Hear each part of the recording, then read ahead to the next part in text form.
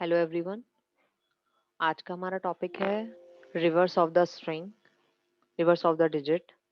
पिछले प्रोग्राम में हमने देखा था कि किस तरीके से कोई भी नंबर जो यूज़र एंटर कर रहा था उसके सम को हम कैसे प्रिंट कर रहे थे।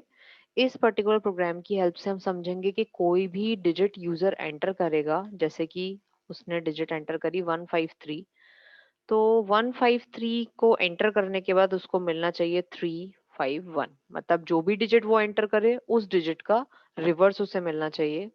तो इस पर्टिकुलर प्रोग्राम में हम जो लॉजिक लगाने जा रहे हैं वो पिछले प्रोग्राम के लॉजिक की तरह ही है।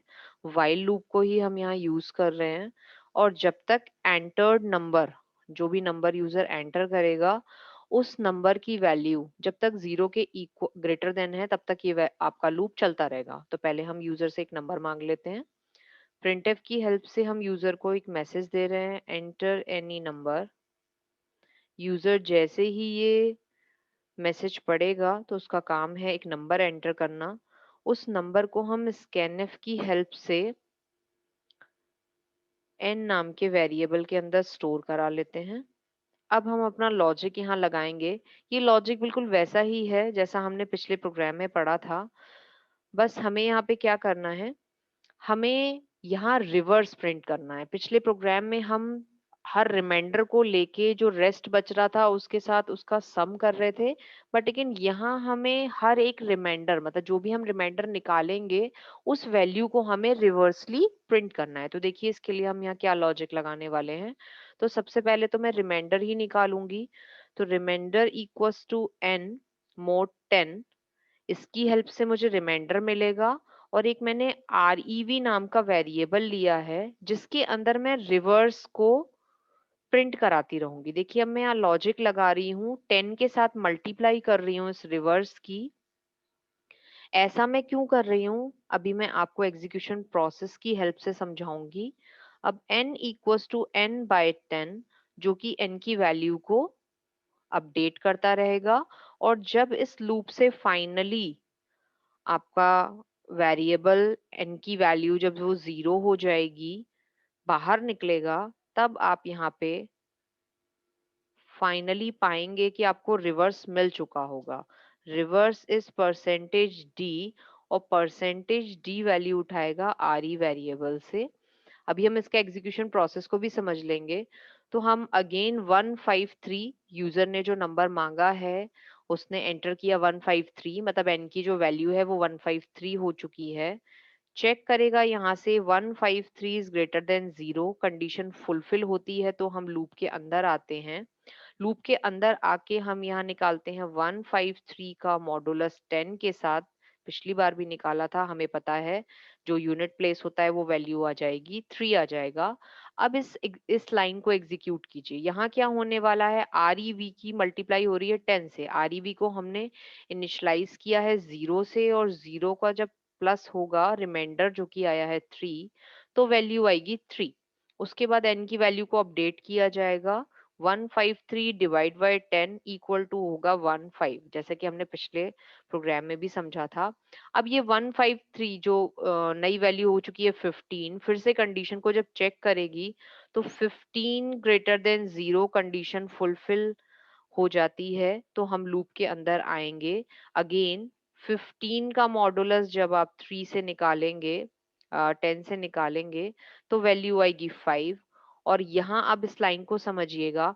अब जो नया REV होगा वो क्या होगा, REV इंटू 10। REV की वैल्यू चल रही थी 3, तो 3 इंटू 10, और इसके साथ आप प्लस करेंगे यहाँ पे रिमाइंडर जो की वैल्यू आई है 5। तो जब आप इस इक्वेशन को सॉल्व करेंगे तो होगा 10 इंटू 3 हो गया 30, और प्लस 5 35। आप देख रहे होंगे किस तरीके से जो आपका रिमाइंडर आता है उसे टेंस के साथ मल्टीप्लाई करके जो रिमाइंडर रेस्ट आएगा उसमें ऐड करते जाएंगे। तो आप देख पा रहे हैं कि यहाँ पे हमारी डिजिट ने रिवर्स होना स्टार्ट कर दिया है। अब हमारे n की वैल्यू को अपडेट किया जाएगा, तो ये वैल्यू हो जाएगी आपकी 1। 1 के साथ फिर आप इस कंडीशन को दोबारा चेक करेंगे, 1 ग्रेटर देन 0 कंडीशन होती है फुलफिल। लूप के अंदर आप जैसे ही आएंगे तो 1 का मॉडुलस आप निकालेंगे 10 के साथ, जैसा कि पहले भी बताया था। अगर 10 से किसी छोटी वैल्यू का मॉडुलस निकलता है तो वही डिजिट होता है। अब यहाँ पे REV यानी 35 इंटू 10 प्लस रिमाइंडर जो कि आया है 1 इक्वल टू हो जाएगा 35 इंटू 10 हो जाएगा 350 प्लस 1 हो जाएगा 351। जैसा कि आप देख पा रहे हैं स्ट्रिंग रिवर्स हो चुकी है।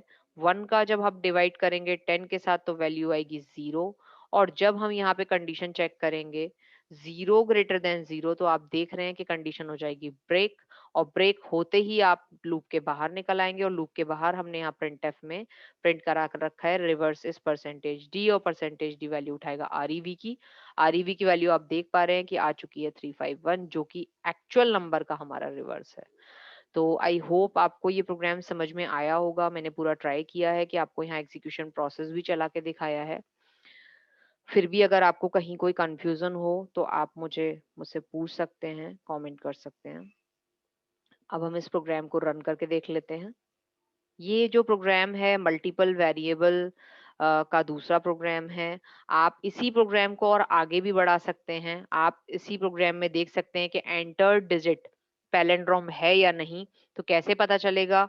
ये जो n की वैल्यू थी, इस n की वैल्यू को आप किसी थर्ड वेरिएबल में स्टोर कर लीजिए, क्योंकि सिक्योर रहेगी, क्योंकि आप देख रहे हैं n की वैल्यू लगातार चेंज हो रही है और 0 हो जाती है जब आप इस लूप से बाहर निकलते हैं। तो जिस भी वेरिएबल में आपने इसे स्टोर करा रखा है उसे आरईवी के इक्विवेलेंट आप कर सकते हैं। जैसे अभी आपने देखा कि आरईवी की वैल्यू आई थी 351, तो उस थर्ड वेरिएबल जिसमें आपने इस वैल्यू को स्टोर कराया है उसे और आरईवी को आप कंपेयर करके देख लीजिए। अगर दोनों इक्वल आ रहे हैं तो एंटर डिजिट पैलिंड्रोम है, अदरवाइज नहीं है। तो हम इस प्रोग्राम को रन करके देख लेते हैं। प्रोग्राम रन हो गया है। ये बोल रहा है कोई भी नंबर एंटर कीजिए, तो मैंने यहाँ एंटर किया 153, और देखिए रिवर्स आ गया 351। आप चाहें तो एक और दूसरा नंबर देके देख सकते हैं। जैसे अगर आप यहाँ 121 दे रहे हैं, है ना, तो इसका रिवर्स भी 121 है। तो आप अपने प्रोग्राम में इन दोनों को कंपेयर करा के लिख सकते हैं कि अगर दोनों नंबर इक्वल आ रहे हैं तो आप कह सकते हैं कि जो एंटर्ड नंबर है वो आपका पैलिंड्रोम है। तो इस वीडियो में इतना ही। अपने आगे आने वाले वीडियो में हम और एग्जाम्पल्स देखेंगे। तब तक के लिए थैंक यू वेरी मच।